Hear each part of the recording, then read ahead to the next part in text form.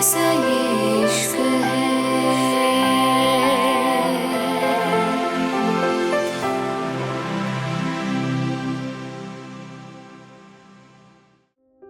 मुंबई। अगले दिन रूहानी अकेले बैठी हुई बोर हो रही थी।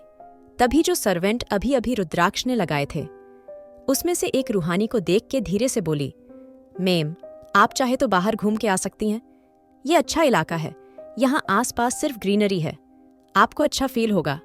उसकी बात सुन के रूहानी धीरे से बोली, ओह सच में? रूहानी की बात सुन के वो औरत जो कि किचन में काम कर रही थी, उसने सर हिला दिया था और रूहानी बिना कुछ कहे लिफ्ट की तरफ बढ़ने लगी थी। उसकी यहां आए हुए काफी दिन हो गए थे, लेकिन उसने अब तक भी यहां से बाहर कदम नहीं रखा था। इसलिए अब वो अपनी बोरियत मिटाने के लिए कुछ सोच रही थी। रूहानी लिफ्ट से होते हुए नीचे की तरफ चली गई थी और जैसे ही उसने नीचे आके आसपास देखा था, सच में जगह खूबसूरत थी। इतनी खूबसूरत रूहानी को यकीन नहीं आ रहा था। वो इतने दिन से यहां है और उसने नीचे आके भी नहीं देखा था। रूहानी कुछ सोचते हुए आगे बढ़ने लगी थी। अब वो बाहर से होते हुए मेन रोड की तरफ आ गई थी, लेकिन यहां भी इतनी भीड़ नहीं थी। उल्टा आसपास देख के बहुत अच्छा लग रहा था। रूहानी को काफी खुशी हो रही थी। कम से कम इतने दिन बाद सही वो अकेली बाहर तो निकली थी। इससे पहले रूहानी और आगे जाती, अचानक ही किसी ने उसके कांधे पे हाथ रख दिया था। रूहानी हैरानी से बोली, कौन है? लेकिन तभी उसकी नजर अंजलि से जा मिली थी, जो कि आंखों में मोहब्बत लिए रूहानी को घूर रही थी। रूहानी हैरानी से बोली, आप? रूहानी की बात सुन के अंजलि जल्दी से बोली, रूहानी बेटा, डर क्यों रही हो? मुझे अच्छा नहीं लग रहा, तुम ऐसे मुझसे डर रही हो। उसकी बात सुन के रूहानी जल्दी से बोली, नहीं मैं नहीं डर रही, आप यहां। रूहानी की बात पे अंजलि आंखों में आंसू लेके बोली, सब बातें यही कर लोगी?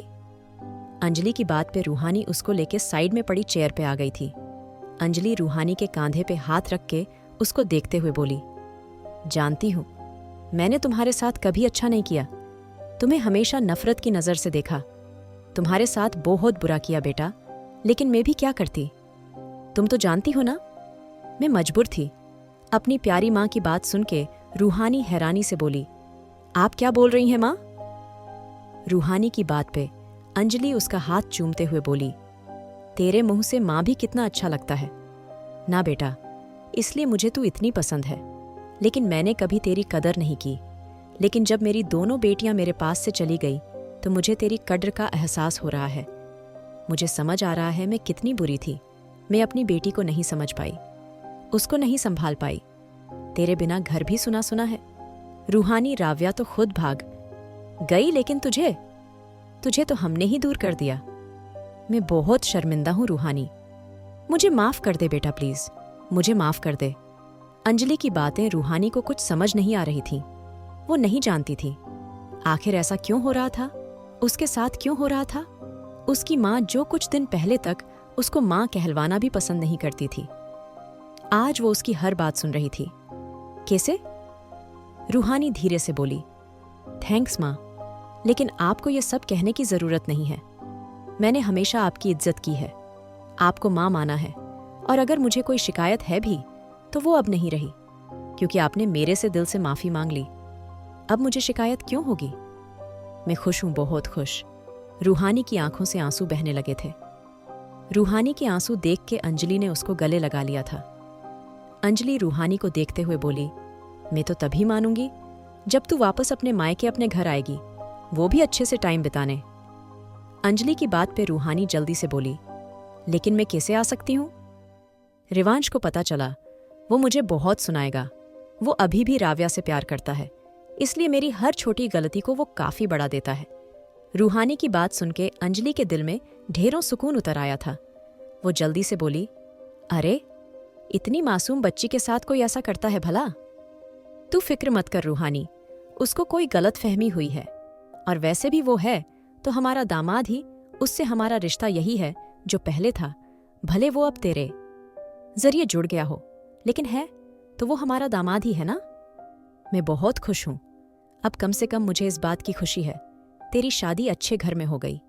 और बेटा देख, राव्या को अब रिवांश को भूल जाना चाहिए, क्योंकि अब वो किसी और का पति है और राव्या उसके लिए दूसरी औरत है। अगर वो राव्या को जरा भी इंपॉर्टेंस देगा तो वो तेरे साथ नाइंसाफी होगी, और हम अपनी एक बेटी का घर बिगाड़ के दूसरी बेटी का घर नहीं संवार सकते। अब जो राव्या की किस्मत में था वो उसको मिला है। तेरी किस्मत में जो होगा वो तुझे मिलेगा, और मिल भी गया। रिवांश के दिल पे तो तेरा नाम लिखा गया। अब वो कितनी कोशिश करे उसको मिटा नहीं सकता। अंजलि की हद से ज्यादा मीठी बातों पे जैसे रूहानी को समझ नहीं आ रहा था वो कैसे रिएक्ट करे।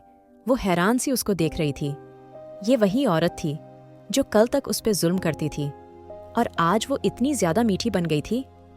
उसने तो एक बार भी अपनी सगी बेटी को याद करना जरूरी नहीं समझा था। रूहानी कब से उसके लिए इतनी इंपॉर्टेंट हो गई थी? अभी रूहानी यही सोच रही थी जब अचानक ही अंजलि उसको देखते हुए बोली, बेटा। अंजलि की बात पे रूहानी होश में आते हुए बोली, जी। अंजलि जल्दी से बोली, बेटा आओगी ना? मैं चाहती हूं शाम को तुम डिनर मेरे और अपने पापा के साथ करो, आओगी ना? रूहानी की आंखों में अचानक आंसू आ गए थे। पूरे 20 साल में पहली बार उसकी माँ ने इतनी प्यार से उससे बात करी थी, और वो पहली बार अपने मॉम डैड के साथ डिनर करने वाली थी। रूहानी जल्दी से बोली, मैं जरूर आऊंगी माँ। रूहानी की बात पे अंजलि उसके गले लग के चली गई थी, और रूहानी खुशी खुशी वापस आ गई थी। शेखावत इंडस्ट्रीज। रिवांश चेयर पे सर टिका के बैठा हुआ था। जब मैक्स अंदर आया था, रिवांश धीरे से बोला, अंकल आप? रिवांश की बात पे मैक्स सामने कुर्सी पे बैठते हुए बोला, हाँ मैंने कहा था ना, अभी तुम्हारी शादी हुई है, तुम्हें अपने कांधे पे इतनी जिम्मेदारी लेने की जरूरत नहीं। मैक्स की बात सुन के रिवांश हंसते हुए बोला, ओह कम ऑन अंकल, आप भी अब डेट की तरफ ज्ञान देने आ गए। मेरी शादी मेरी पसंद से नहीं हुई है, ये जबरदस्ती की शादी है, समझौता है, इसलिए आपको उस लड़की की फिक्र करने की जरूरत नहीं। उसके मासूम चेहरे पे मत जाइए, मैं जानता हूं उसकी असलियत। रिवांश की बात पे मैक्स गुस्से से बोला, स्टॉप इट रिवांश, बीवी है तुम्हारी, वो तुम्हें नहीं लगता? तुम कुछ ज्यादा ही उसके साथ गलत कर रहे हो। जबरदस्ती से शादी हुई है या मर्जी से हुई हो रूहानी, तुम्हारी बीवी है, तुम्हारी जिम्मेदारी है, तुम्हें उसको प्रोटेक्ट करना है। रिवांश सबसे प्रोटेक्ट करना है, लेकिन तुम खुद उसके साथ गलत कर रहे हो। मैक्स की बात को इग्नोर करके रिवांश आराम से बोला, तो आप ये बताइए मेरी राव्या का पता चला? रिवांश की बात सुन के मैक्स थोड़ा गुस्से से बोला, नहीं, और मैंने कहा ना, वो लड़की जहां भी गई है अपनी मर्जी दे गई है, तुम उसके चक्कर में अपने मैरिड लाइफ मत खराब करो। मैक्स की बात सुन के रिवांश आराम से बोला, मेरी मैरिड लाइफ ऑलरेडी खराब है, और मुझे इसको और ज्यादा खराब करने की जरूरत नहीं, इसलिए आपके लिए बेहतर यही होगा, आप खुद पे फोकस करें। इतना कह के रिवांश उठ गया था। मैक्स भी उसकी बात सुन के बिना कुछ कहे चला गया था। वो जानता था रिवांश से बात करनी बेकार है, वो उसकी ना तो सुनेगा और ना ही समझेगा, क्योंकि उसको कितना ही कुछ समझा लो वो कुछ नहीं समझता था। Paint house. शाम हो गई थी, सर्वेंट डिनर बना के चले गए थे। वहीं दूसरी तरफ रूहानी खूबसूरत डार्क ग्रीन साड़ी में तैयार थी। वो रिवांश के आने का वेट कर रही थी। भले ही रिवांश को रूहानी से फर्क ना पड़ता हो, लेकिन वो ये भी जानती थी वो उसका हस्बैंड था, और वो ऐसे तो उसको अकेला नहीं छोड़ सकती थी। यही सोच के वो रिवांश का इंतजार करने लगी थी। करीब 1 घंटे बाद रिवांश आ भी गया था। रात के 8 बज चुके थे और रूहानी सोफे पे बैठी थी। रिवांश को देख के रूहानी जल्दी से खड़े होते हुए बोली, रिवांश मैं अग्रवाल मेंशन जा रही हूँ, मुझे माँ ने डिनर पे बुलाया है। रूहानी की बात सुन के रिवांश उसको गौर से देखते हुए बोला, रियली? रिवांश चाह के भी इस बात को नहीं झुठला सकता था। रूहानी काफी खूबसूरत लग रही थी। रिवांश धीरे से बोला, वही माँ बाप जो तुम्हें मुंह नहीं लगाते। पर अचानक से ऐसा क्या हो गया? वो तुम्हें कैसे पूछने लगे, या मुझसे झूठ बोल के किसी और के साथ अय्याशी करने जा रही हो? रिवांश की बात के रूहानी अपनी आंखों में आई नमी साफ करते हुए बोली, रिवांश मुझे माँ ने बुलाया है, चाहो तो तुम भी साथ चलो। रिवांश रूहानी के ऊपर झुकते हुए बोला, इसकी जरूरत नहीं है, मैं तुम्हारे साथ कहीं जाना पसंद नहीं करूंगा, मेरी इंसल्ट होती है। तुम्हारे साथ कहीं जाते हुए बोला, इसलिए जहां जाना है दफा हो जाओ, क्योंकि मैंने कहा था मुझे नहीं फर्क पड़ता तुम कहां जाती हो क्या करती हो। रूहानी रिवांश की बात सुन के बिना कुछ कहे चली गई थी। वो हर बार भूल जाती थी। उसका पति इसको हर्ट करने का कोई भी मौका नहीं जाने देगा। रूहानी नीचे आ गई थी। ड्राइवर उसका पहले से इंतजार कर रहा था। रूहानी धीरे से बोली, अग्रवाल मेंशन चलिए।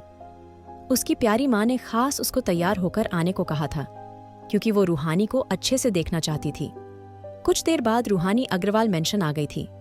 रूहानी ड्राइवर को देखते हुए बोली, आप जाइए, मुझे पता नहीं कितना टाइम लगेगा, मैं आपको कॉल कर दूंगी। इतना कह के रूहानी अग्रवाल मेंशन में घुस गई थी, जहां अंदर पहले से ही 3 लोग उसका इंतजार कर रहे थे, जिनमें उसके डेड उसकी माँ और एक और आदमी था, जो कि इंडियन नहीं था रूहानी, जो अब थोड़ा अनकंफर्टेबल सा फील होने लगा था, क्योंकि वो आदमी रूहानी को बुरी तरह घूर रहा था। लेकिन रूहानी ने उस आदमी को इग्नोर कर दिया था, क्योंकि उसको अपने माँ बाप पे इतना तो यकीन था, वो उसको कितना ही बेइज्जत कर लें, लेकिन उसके साथ कुछ बुरा नहीं करेंगे। रूहानी को देख के जल्दी से अंजलि उसके गले लग गई थी। कुछ यही ड्रामा उसके प्यारे डेड भी कर रहे थे, जो बेचारी रूहानी समझ नहीं पा रही थी, और वहीं वो आदमी लगातार रूहानी को घूर रहा था। आखिर कौन है ये आदमी? क्या बचा पाएगा रिवांश रूहानी को इस शैतान से?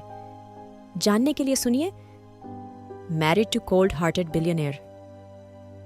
और अगर आपको एपिसोड पसंद आया तो लाइक, शेयर और सब्सक्राइब करना न भूलें।